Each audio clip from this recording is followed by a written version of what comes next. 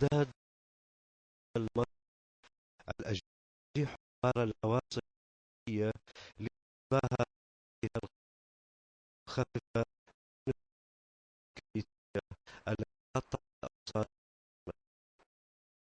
وتتبدل استخدامها لإعلام سحابات المطر والخشية أن تغرق صبات أخرى.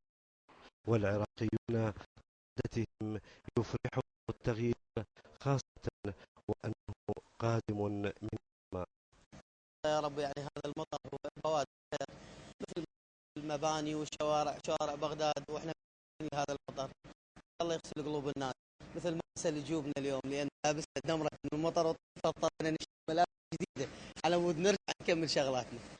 الشتاء افتتح موسمه بغيوم متماسكة رمى مصر إلى إفراغ ما في جرعتها حبات المطر. المطر ينزل بإيقاع سريع كأنه يثأر للأرض بنية الإنسان من الظمأ الذي تضحك معه النفوس والأشياء.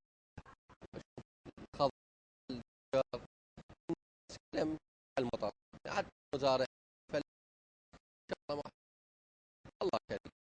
ومع المطر الفائق وقف شبكة النقل.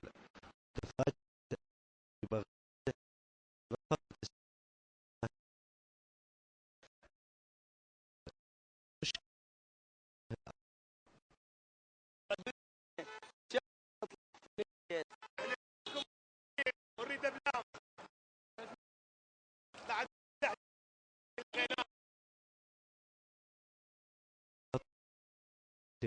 وإن